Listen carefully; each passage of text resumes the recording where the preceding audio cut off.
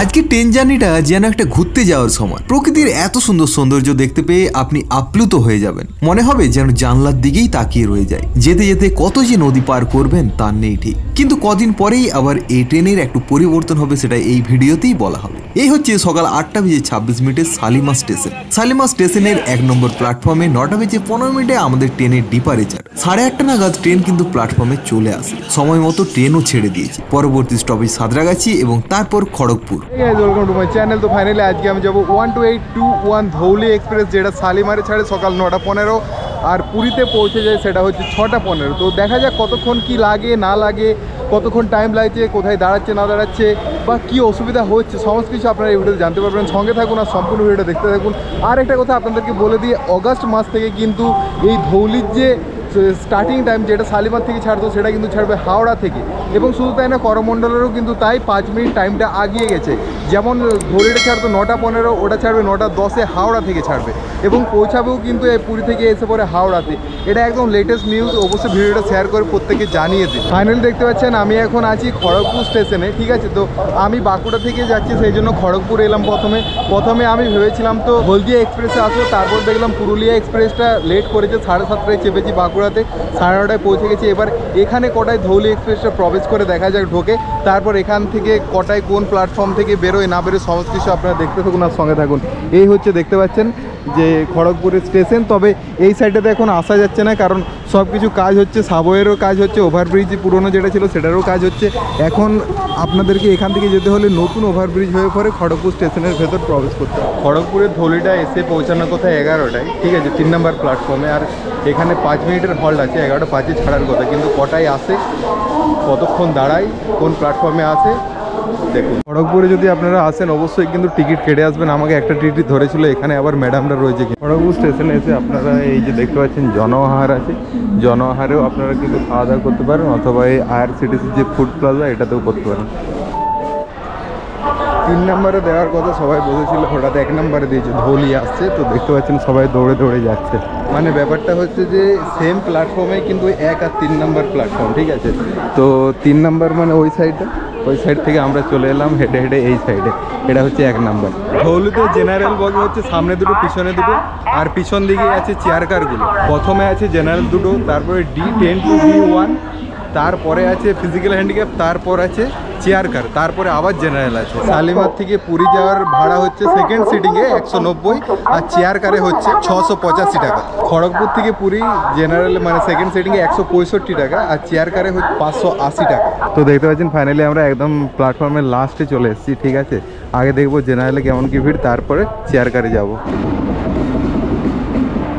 D5 এগুলোতে মোটামুটি খুব একটা জ্যামাজ্যামি ভিড় নেই, মোটামুটি আছে। সবাই নিজের নিজের চেয়ারেই বসে আছে, ফাঁকাও আছে। এটা হচ্ছে চেয়ার কার সব। জেনারেলটা দেখতে পাচ্ছেন কত পিছনে, এটা হচ্ছে ইকোনমি। M1টা, M1-এর পরে জেনারেল, যেটা প্ল্যাটফর্মের একদম বাইরে বেরিয়ে গেছে। ভিড়টা দেখুন জাস্ট, জেনারেলে নামতে দিচ্ছে না, উঠে পড়ছে। পুরী যাওয়ার জন্য এই ট্রেনটা ভীষণ জনপ্রিয়, তাই দেখতে পাচ্ছেন জেনারেল কামরাতেও কিন্তু কত কত ভিড়, মানে বসারও জায়গা নেই। আপনারা যদি শালিমার স্টেশন থেকে ওঠেন তবেই কিন্তু বসা সম্ভব। এছাড়া শুধু তাই না, M1-এর যে ভিড়টা সেটাও দেখুন। M1-এ এটা আগে ছিল না, এখন অ্যাড করা হয়েছে। M1-এ একটাই কামরা আছে যেটাতে আপনি শুয়ে শুয়ে যেতে পারবেন পুরো ফুল। এটা দেখতে পাচ্ছেন CC1, ঠিক আছে। তো চলুন, আমাদের এটা হচ্ছে C1, আমার আছে C2-এ। C2-এ যাওয়া যাক। 2-এ তো ভালোই ভিড় আছে। 11:25 খড়গপুর স্টেশন থেকে আমাদের ট্রেনে ছেড়ে দিল, খড়গপুর জাংশন থেকে। তো দেখতে পাচ্ছেন এই চেয়ার কারে ট্রেনে জার্নি করে মজাটাই আলাদা।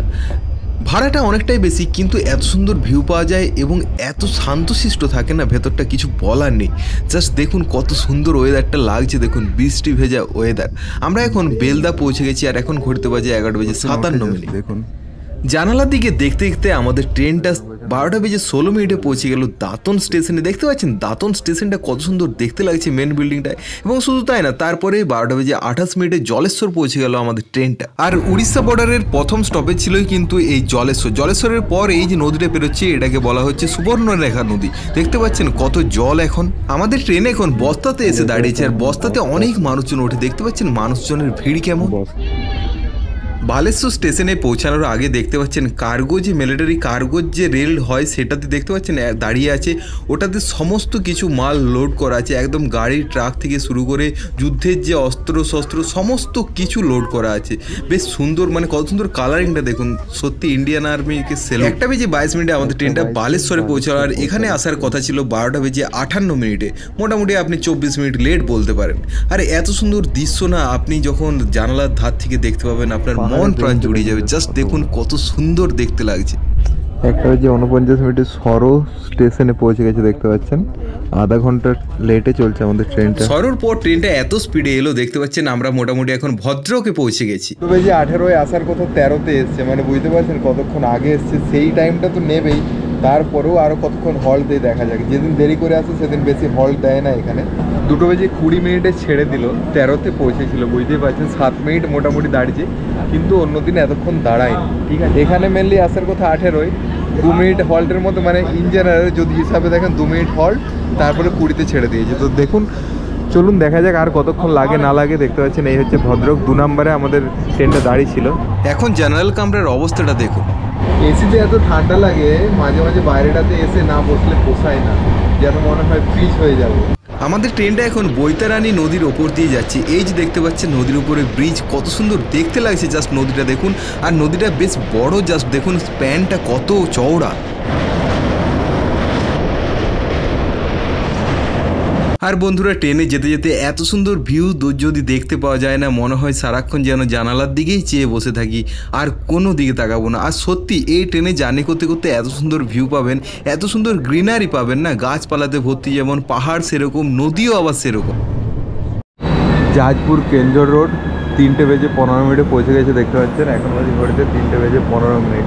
আর এখানে 5 মিনিটের হল্ট নিয়ে পরে ছেড়ে দিল। আমরা এখন পেরোচ্ছি ব্রাহ্মণী রিভার। দেখতে পাচ্ছেন এই নদীটাও কিন্তু যথেষ্ট বড়, আর দেখতেও কিন্তু খুবই সুন্দর। তবে এর আশেপাশেই কিন্তু এখানের ভিসা স্টিল বা জিন্দা স্টিলের যে ফ্যাক্টরিগুলো সেইগুলো আছে। আর স্টিলের ফ্যাক্টরি আছে মানে বুঝতে পারছেন পাহাড় তো থাকবেই। দেখতে পাচ্ছেন আমরা অলরেডি পাহাড়গুলো দেখতে পাচ্ছি। আর এই যে পাহাড়গুলো রেঞ্জটা অনেক বড়। আপনি মানে এপান্ত থেকে ওপান্ত দেখতে পাবেন যে শুধু পাহাড়ের রেঞ্জগুলো শেষই হচ্ছে না। আর এত সুন্দর ভিউ না, আপনার মানে কি বলবো, আপনি মুগ্ধ হয়ে যাবেন এত সুন্দর ভিউজ দেখে। তাই সারাক্ষণ মনে হয় জানালার দিকেই তাকিয়ে থাকি। এটাকে বলা হচ্ছে চান্দিখাল হিল। এখানে কিন্তু মহাবিনায়কের টেম্পেলও আছে, এর ওপরে ভিউ পয়েন্টও আছে। আর সেই জন্যই দেখতে পাচ্ছেন পাহাড়টা কত সুন্দর দেখতে। এই পাহাড়টা না এবড়ো খেবড়ো না, খুব সুন্দর, গাছপালাগুলো একদম সাজানো গোছানো, আর একদম পিওর ডার্ক সবুজ, যেটা সেই সবুজ কালারটা দেখুন কত সুন্দর দেখতে লাগে। সেই জন্য এখানে বড় বড় দুটো স্টিল ফ্যাক্টরিও গড়ে উঠেছে। 3:53-তে ধনমন্ডলে এসে পৌঁছালো।